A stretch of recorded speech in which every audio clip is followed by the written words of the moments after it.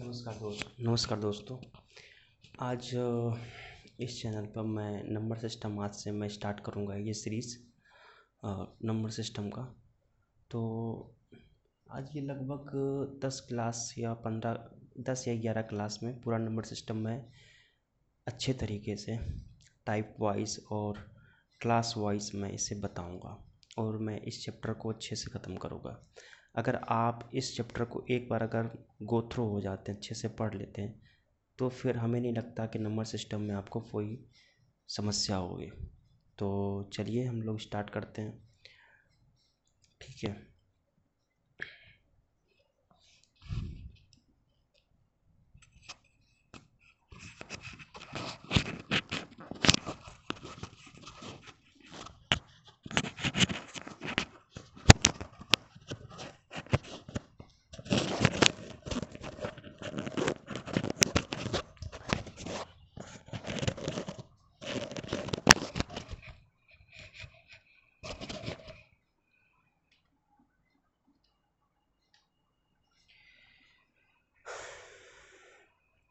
देखिए, number system होता क्या है आपके अनुसार से?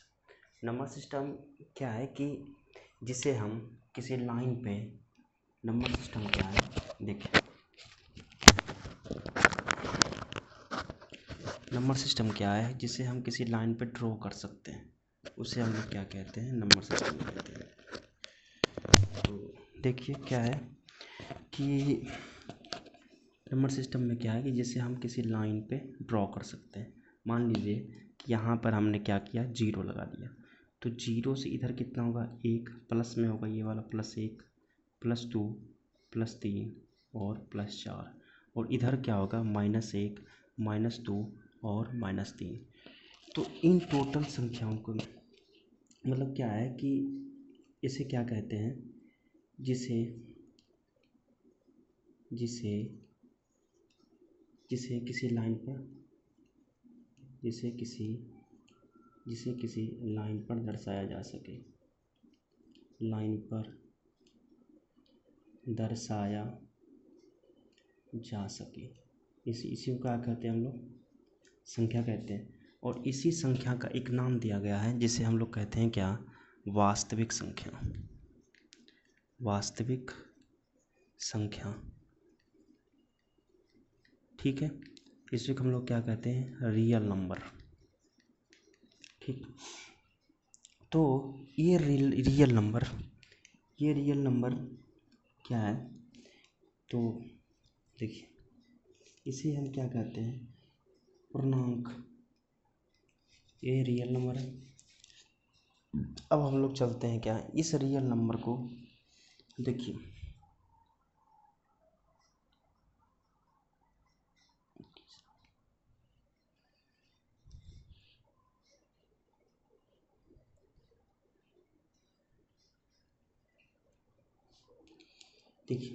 क्या है पूर्णांक में, देखिए क्या होता है। जैसे अगर हम रियल नंबर का देखें तो रियल नंबर कितने तरह के होते हैं, 2 तरह के।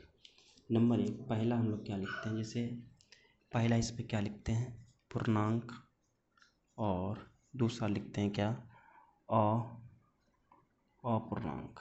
इसमें एक पूर्णांक और दूसरा क्या हो जाएगा हमारा, दूसरा हमारा क्या हो जाएगा, दशमलव, क्योंकि दशमलव, तो ये हमारा क्या, वास्तविक संख्या को 2 संख्या में, एक पूर्णांक और एक दशमलव, जिसे कहते हैं पूर्णांक को क्या कहते हैं, इंटीजर, और दशमलव को हम लोग क्या कहते हैं, डेसिमल। तो इन दोनों को हम लोग इस पे दर्शाते हैं। तो हमारा जो होता है, ये पूर्णांक 2 तरह के होते हैं। पूर्णांक देखो हम लोग क्या लिख सकते हैं, पूर्णांक उसे कहते हैं जिसमें कोई दशमलव, कोई माइनस प्लस कुछ ना हो। तो पूर्णांक हमारा क्या होगा, 1, 2, 3, 4, 5, ये हमारा क्या है, ये पूर्णांक है। और दशमलव क्या है, दशमलव हम लोग क्या लिख सकते हैं, एक, उसके बाद मतलब इसके यहाँ क्या लिख सकते हैं, 1, फिर लिख सकते हैं क्या, 1.5, 1.2, फिर 1.5, 1.6, फिर 1.6, कुछ भी डॉट डॉट डॉट। अब देखिए इसमें मैंने क्या बताया, सबसे पहले मैंने बताया कि वास्तविक संख्या के अंदर क्या होता है हमारा, पूर्णांक और दशमलव। अब दशमलव भी होता है कितने तरह के, दशमलव भी होता है हमारा 2 तरह के। दशमलव भी क्या होता है हमारा 2 तरह का। पहला क्या होता है, एक होता है हमारा शांत दशमलव, एक हमारा होता है शांत दशमलव, जिसे हम लोग क्या कहते हैं इंग्लिश में, इसे हम लोग इंग्लिश में कहते हैं रेशनल, इसे हम लोग कहते हैं रेशनल डेसिमल। और एक होता है अशांत डेसिमल, एक हमारा क्या होता है अशांत दशमलव, अशांत दशमलव। और इसे क्या कहते हैं हम लोग नॉन टर्मिनेटिंग डेसिमल। ठीक, नॉन टर्मिनेटिंग, यहाँ पे आपको दिखाई नहीं दे रहा होगा, मैं यहाँ लिख देता हूँ नॉन, यहाँ भी आपको नहीं दिखाई दे रहा होगा, देखिए यहाँ लिख देता हूँ नॉन टर्मिनेटिंग डेसिमल। ठीक है, अब देखिए शांत वाले में क्या होता है, शांत वाले में हम लोग क्या ले सकते हैं, पहले यहाँ तक आप लोग अच्छे से लिख लीजिए, उसके बाद हम लोग अब आगे चलते हैं कि शांत और अशांत किसे कहते हैं। ठीक है, तो हम लोग अब आगे चलते हैं।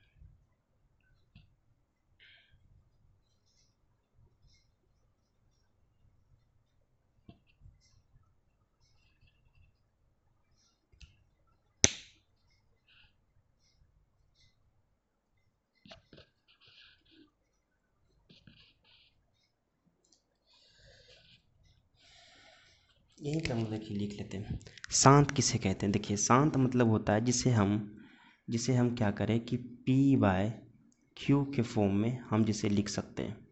ठीक है, नहीं ऐसे क्या है, देखिए इसमें क्या है कि टर्मिनेटिंग मतलब जिसे हम P/Q के फॉर्म में लिख सकते हैं। ठीक है, डायरेक्ट जैसे हम लोग क्या लिख सकते हैं 1.2, 0.3 या 3.4, और यहाँ क्या ले सकते हैं जैसे मान लीजिए 2.23, यहाँ डायरेक्ट। लेकिन हमारा जो नॉन अशांत संख्या, नहीं पहले आप एक काम करो, इसे हम मिटाते हैं, उसके बाद हम लोग आगे चलते हैं। ठीक है, शांत अशांत वहीं पे लिखेंगे, नहीं तो हम लोग नहीं, छोड़िए हटाइए, हम लोग अब आगे चलते हैं।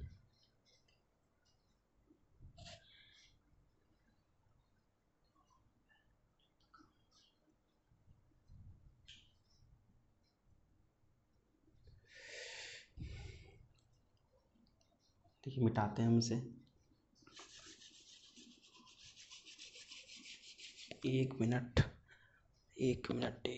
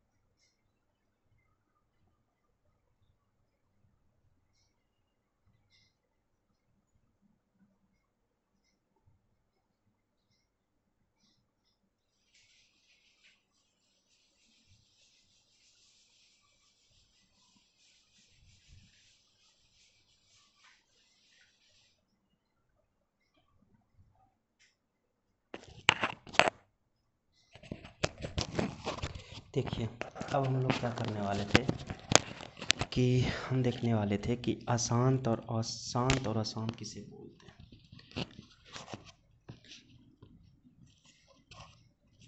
क्या था हमारा, एक था शांत और एक था हमारा क्या अशांत। और इसे हम लोग ने क्या कहा था, इसे हम लोग ने क्या कहा था टर्मिनेटिंग,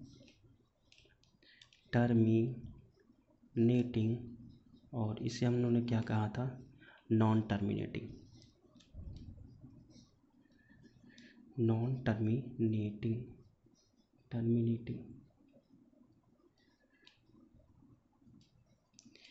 देखिए हमने क्या कहा था कि शांत अशांत है, हमने यहाँ पे क्या लिखा था, दशमलव। तो दशमलव में हमने क्या लिखा कि ये है शांत और ये है हमारा अशांत। तो शांत में क्या होगा हमारा 0.3 0.4, हमने क्या बताया कि पी वाई क्यू के जैसे रूप में हम लोग लिख सकते हैं। तो क्या होगा 0.7 9.2 3.4 कुछ भी 9.6, ये हम क्या लिख सकते हैं, हम पी वाई क्यू के रूप में लिख सकते हैं। लेकिन अशांत में क्या होगा, जैसे देखिए 2.3333 डॉट डॉट डॉट, उसके बाद हमने लिखा 4.2333345, फिर ये डॉट डॉट डॉट डॉट, ये हमारा चलते गया। फिर हम लिख सकते हैं 3 4 कुछ भी 2 5 5 5 5 डॉट डॉट डॉट। तो हम लोग इसे क्या बोलते हैं, अशांत। तो दशमलव में क्या होगा, शांत अशांत इसका, ठीक है। इसे हम लोग क्या कहते हैं, इसे हम लोग कहेंगे टर्मिनेटिंग और इसे हम लोग कहेंगे नॉन टर्मिनेटिंग, ठीक है। इसे हम लोग क्या कर सकते हैं, पी बटे क्यू के रूप में हम लोग क्या कर सकते हैं, लिख सकते हैं। अब देखिए नॉन टर्मिनेट, ठीक है,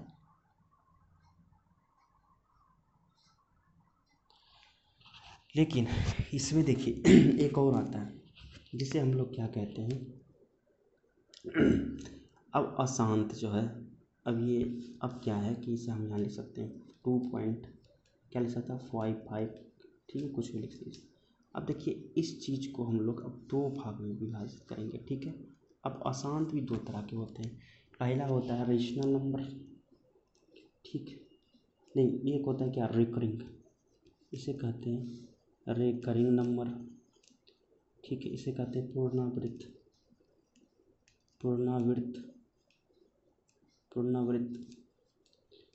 पुनरावृत्ति संख्या, और एक होता है क्या हमारा नॉन रिकरिंग नंबर,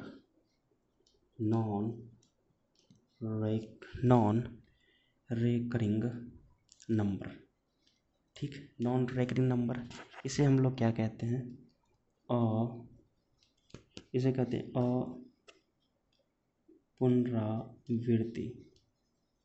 अपुनरावृत्ति कहते हैं, ठीक है। अब देखिए अब हम लोग क्या करेंगे, इसमें देखिए क्या होता है, पुनरावृत्ति में एक होता है क्या हमारा, जैसे मान लीजिए कि पुनरावृत्ति में हम लोग क्या लिख सकते हैं 0.333, या लिख सकते हैं 0.666, और कुछ भी, जैसे मान लीजिए 2.23, उसके बाद बार लगा दिए।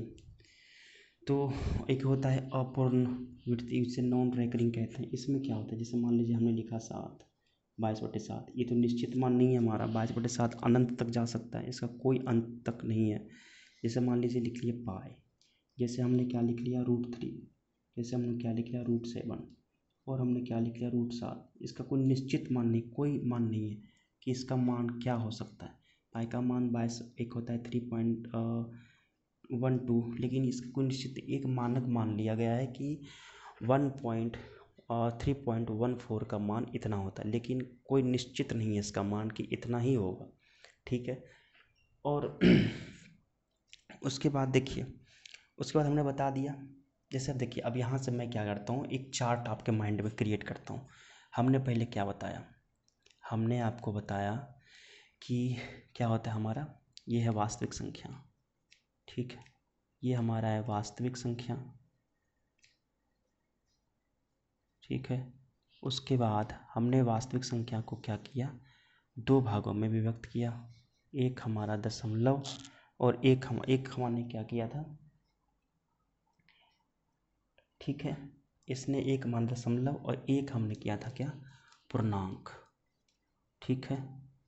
और हमने फिर दशमलव को क्या किया, दो भागों में बांटा, शांत और अशांत, ठीक है। पूर्णांक में हम लोग क्या लिख सकते हैं, जैसे पूर्णांक में हम क्या लिख सकते हैं, जैसे 1 2 3 4 5 डॉट डॉट डॉट कुछ भी।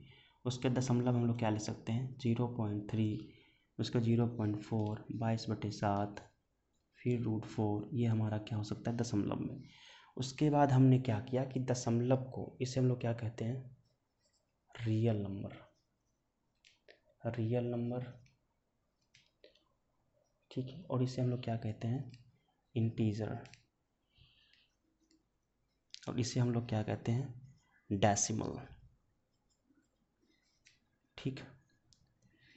तो इसमें से हमने क्या किया कि इसमें से हमने क्या किया कि पहले मैंने क्या निकाला यहाँ पे, देखिए हमने क्या किया कि वास्तविक संख्या रियल नंबर है, रियल नंबर के बाद अंदर क्या आया, पूर्णांक, फिर पूर्णांक और डेसिमल इसके अंदर आया, और इसके अंदर दो चीज़ आया, शांत और अशांत।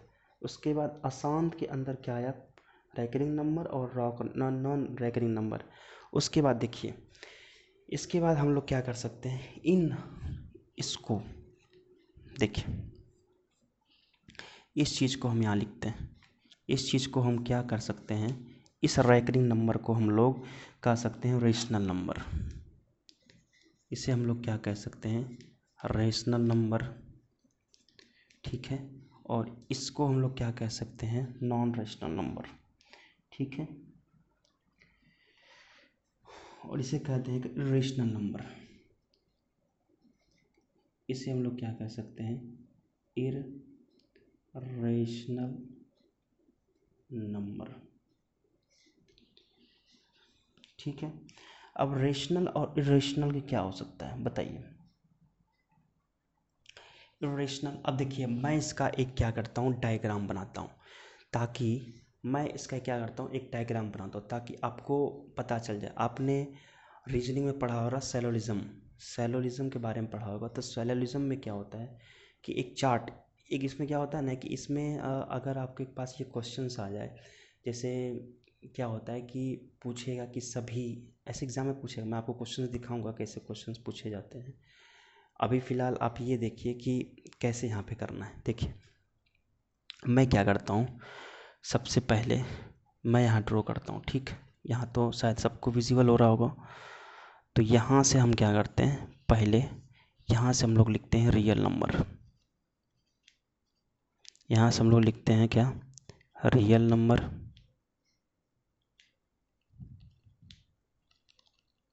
ठीक है। अब रियल नंबर के अंदर क्या है, ये हमारा इंटीजर, मैं ऐसे ही लिखूँगा थोड़ा सा। उसके बाद मैं लिख देता हूँ इंटीजर, आई से इंटीजर। उसके बाद डेसिमल मैं लिख दूंगा बड़ा, ठीक है। तो ये हो जाएगा हमारा क्या, डेसिमल। अब डेसिमल के अंदर क्या है, टर्मिनेटिंग, तो मैं एक लिख दूंगा टर्मिनेटिंग। अब टर्मिनेटिंग मैंने लिख दिया, एक है हमारा नॉन टर्मिनेटिंग, तो इसे हम क्या कर देंगे, नॉन टर्मिनेटिंग को हम लोग क्या कर देंगे, एन से कर देंगे। लेकिन एन इस बार हम लोग क्या रखेंगे, बड़ा, क्योंकि हम इसके अंदर भी डालना रैकरिंग और नॉन रैकरिंग। तो इसमें क्या करेंगे, एक हो जाएगा हमारा रैकरिंग आर से, और एक हमारा हो जाएगा नॉन रैकरिंग, ठीक है। और यही में इसका पुनरावृत्ति क्या होता है, रेशनल, मतलब इसमें क्या हो जाएगा हमारा, एक छोटा सा आर, इसमें भी हमारा क्या हो जाएगा, एक छोटा सा आर, और इस एन में हमारा क्या हो जाएगा। देखिए मैं थोड़ा सा बड़ा क्रिएट करता हूँ, ठीक है। फिलहाल अब इतना तक समझिए कि यहाँ से क्या होगा, आई के बाद क्या होगा, रेशनल नंबर, ठीक है। रेशनल नंबर के बाद होगा आई, उसके बाद क्या हो जाएगा, इंटीजर के पूर्णांक, फिर क्या हो जाएगा, पूर्णांक ने दो भाग में बांटा, कौन, इंटीजर और डेसिमल। तो डेसिमल मैंने लिख लिया। अब डेसिमल के अंदर दो क्या है, टर्मिनेटिंग और नॉन टर्मिनेटिंग, मतलब शांत और अशांत। तो हमने कर लिया कि शांत और अशांत मतलब रेशनल और नॉन रेशनल, ठीक, और टर्मिनेटिंग और नॉन टर्मिनेटिंग, ठीक है। डेसिमल के अंदर टर्मिनेटिंग, ठीक है।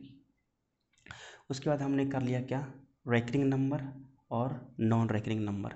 उसके बाद इस रैकरिंग नंबर में क्या आएगा, रेशनल नंबर, और इस नॉन रैकरिंग के अंदर में क्या आ जाए हमारा, इरेशनल नंबर। देखिए ये बहुत ज़्यादा इम्पोर्टेंट है भैया, बहुत ज़्यादा इम्पोर्टेंट। अगर ये आपने सीख लिया तो समझ लीजिए कि नंबर सिस्टम का आपने बहुत, मतलब कि आपने बेसिक बहुत सीख लिया कि नंबर सिस्टम मतलब कहते किसे हम, ठीक है। तो ये थोड़ा बेसिक खाका है, मतलब मैंने बताया कि क्या होता है नंबर सिस्टम। ये तो बहुत लोगों को पता भी नहीं होगा कि, मतलब आप पढ़ तो रहे हैं कि जनरल कंपटीशन के बारे में, लेकिन उन्हें ये सब चीज़ें नहीं पता होता।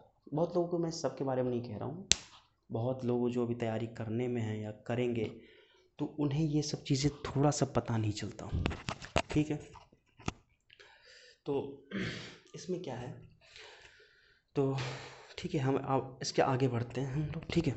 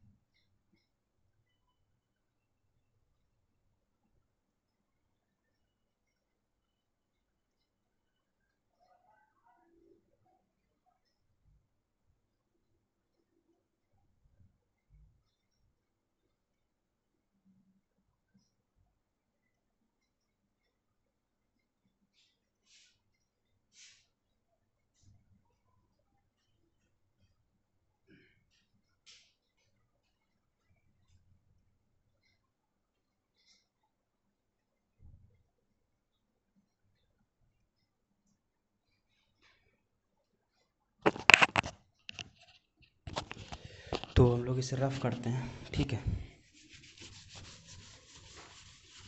वो मेरे पास कपड़ा नहीं था इसलिए मैं लाने के लिए गया था, इसलिए मैं कुछ देर पहले बड़ा वाला कपड़ा रखा हुआ था, मैं उससे ही बोर्ड को क्लीन कर दिया था। भैया हम भी तो हैं देसी जुगाड़ वाले।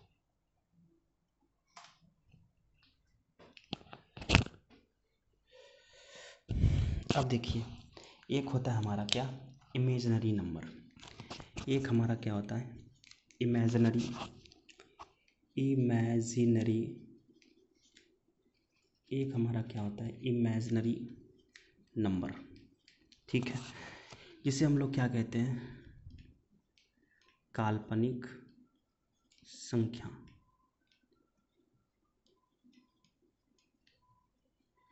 उसके बाद देखिए क्या है काल्पनिक संख्या क्या होता है, जो एग्जिस्ट ही नहीं करती। जैसे हम आपने 12th में या 11th में पढ़ा होगा आयोटा के बारे में। आयोटा क्या होता है, इसका आयोटा का वैल्यू हमारे पास क्या होता है 1। अगर हम यहाँ पे दोनों तरफ से स्क्वायर कर दें तो ये क्या हो जाएगा आयोटा स्क्वायर -1, मतलब कि आयोटा का मान क्या होता है हमारे पास -1। हालांकि यहाँ पे जनरल कम्पिटिटिव में इसका कोई जिक्र नहीं है, बस आपको इतना जानना है जो मैंने पढ़ा है, मतलब कि जो मैंने पढ़ा है सिर्फ उतना ही आपको पढ़ना है। काल्पनिक ये इमेजिनरी के नंबर के बारे में आपके जनरल कॉम्पिटिटिव एग्ज़ाम में कहीं नहीं दिया हुआ है, बस आपको जानकारी के लिए मैं बता देता हूँ कि काल्पनिक संख्या होती क्या है, बस इतना जान लीजिए। जैसे जैसे इसका देखिए डिफिनेशन अगर मैं कहूँ, मतलब कि जो संख्या होती है जिसे लाइन पर नहीं दर्शाया जा सकता। जैसे हमने कोई लाइन ड्रॉ किया, क्या हमने कहीं लिख सकता हूँ कि यहाँ पे आयोटा 4 होगा? क्या हम यहाँ पे लिख सकते हैं कि आयोटा 3 होगा? क्या हम लोग लिख सकते हैं कि आयोटा यहाँ पे 6 होगा? नहीं, हम लोग लाइन पे नहीं एग्जिस्ट कर सकते, इसीलिए ये संख्या हमारे लायक नहीं है, मतलब हमारे एग्ज़ाम में ये नहीं होते। हालांकि जब मैं आपको 11th-12th पढ़ाता तो मैं आपको बताता कि आयोटा क्या होता है। ठीक है, अब देखिए, अब थोड़ा सा पहचान कीजिए कि कौन क्या संख्या है। ठीक है, अगर मैं आपको 2-3 संख्या में लिखता हूँ यहाँ पे, ठीक, जिससे मान लीजिए कि मैं लिखता हूँ √36 बराबर कितना हो जाए √36, उसके बाद √49, उसके बाद √25, उसके बाद √49, उसके बाद √25, उसके बाद हम क्या लिख सकते हैं √27, उसके बाद हम लोग क्या लिख सकते हैं, ठीक, इतना ही लिखते हैं। ये क्या हो जाएगा हमारा, अगर 36 निकालेंगे तो कितना हो जाएगा 7, ये अगर 49 से निकालेंगे तो कितना हो जाएगा 7, और हम 25 से निकालेंगे तो क्या हो जाएगा -25। देखिए यहाँ पे बच्चे बहुत गलती करते हैं, करते क्या है कि जो 25 है वो क्या सोचते हैं कि मतलब कि यहाँ पे हम 5 लिख देंगे, जो कि सरासर गलत है। 5 कभी इसका आंसर नहीं होगा। क्या होगा देखिए, अगर हम यहाँ पे क्या लिखें 25 लिखें तो यहाँ पे क्या हम यहाँ पे क्या हमने 5 गुना -5 लिखा है क्या? क्योंकि अगर हम -1 और माइनस माइनस करेंगे तो ये तो प्लस हो जाएगा, तब तो माइनस रहेगा ही नहीं हमारे पास। तो हम क्या करेंगे यहाँ पे कि यहाँ तो मतलब कि एक तरफ ये तो निश्चित हो गया कि हमारे पास यहाँ पे माइनस नहीं है, मतलब हम माइनस बाहर नहीं निकाल सकते। निकाल क्या सकते हैं हम लोग? सिर्फ हम लोग 5 निकाल सकते हैं यहाँ से। तो 5 जब निकालेंगे तो यहाँ से क्या हो जाएगा 5, और अंदर क्या बचेगा हमारे पास आयोटा, ठीक है, माइनस आयोटा। सॉरी, यहाँ पे क्या बचेगा हमारे पास -1 बचेगा। जब -1 बचेगा तो हमारे पास जो -1 है तो इसका मान कितना हो जाएगा आई। हालांकि ये क्या हो जाएगा हमारे पास, ये क्या हो गया काल्पनिक हो जाएगा, इमेजिनरी नंबर हो जाएगा ये। और ये क्या हो जाएगा 7 क्या हो जाएगा हमारे पास, ये क्या हो जाएगा आपके पास, ये हमारा क्या हो जाएगा काल्पनिक नहीं, ये होगा क्या वास्तविक संख्या, वास्तविक। ये भी क्या हो जाएगा वास्तविक। अब ये भी क्या हो जाएगा आप बताइए, ये क्या होगा 49 का क्या होगा, 49 का आप बताइएगा कि कितना हो जाएगा 7 और आयोटा। ठीक ठीक ठीक है। आपने बहुत सारों ने इतने डीप में नहीं पढ़ा होगा, इसलिए मैं आपको इतना डीप में पढ़ा रहा हूँ नंबर सिस्टम, ठीक है। इतना डीप में आप मतलब कि ठीक है जान मतलब आप जानिए, और इससे भी क्वेश्चंस नहीं पूछे जाते, लेकिन आपको पता होना चाहिए कि आपसे हो सकता है क्वेश्चंस में पूछ ले कि मतलब ऑप्शन दे दे 36 दे दे, -25 दे दे, उसके बाद और भी कुछ दे दे, मतलब 0.3 दे दे, आपसे ये पूछे काल्पनिक संख्या बताएं, तो आप तो बता सकते हो ना कि काल्पनिक संख्या ये वाला है, ये तो वास्तविक संख्या है। और ये पूछेगा ये दशमलव है, ये दशमलव संख्या है, ठीक है। तो उसी तरह यहाँ पे ठीक है। अब हम लोग थोड़ा सा आगे चलते हैं।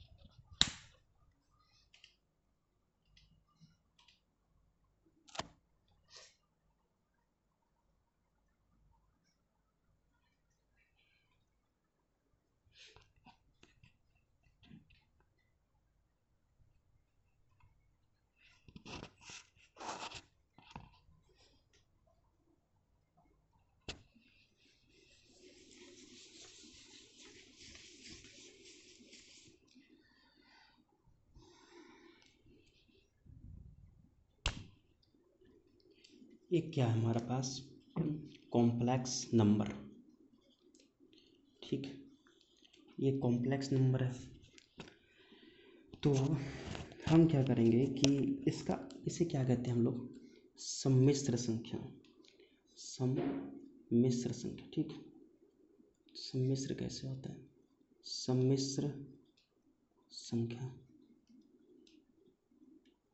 ठीक। कॉम्प्लेक्स नंबर देखिए, कॉम्प्लेक्स नंबर मतलब क्या होता है देखिए मैं आपको समझाता हूँ कि हालांकि बहुत लोगों को समझ में नहीं आता कॉम्प्लेक्स नंबर क्या है। कॉम्प्लेक्स क्या होता है, जैसे मान लीजिए कि आपके पास एक इधर वास्तविक संख्या है, ठीक है, इधर आपने काल्पनिक संख्या मिला ली, तो वास्तविक संख्या इधर से और इधर से काल्पनिक संख्या, तो अगर ये दोनों अगर मिलेंगे ऐसे करके अगर मिलेंगे दोनों, तो हमारे पास क्या बचेगा, मतलब ये क्या होगा कॉम्प्लेक्स, मतलब कि हमारे पास सम्मिश्र, मतलब दोनों मिल गए इधर दोनों तरफ से, सम मतलब होता है बराबर।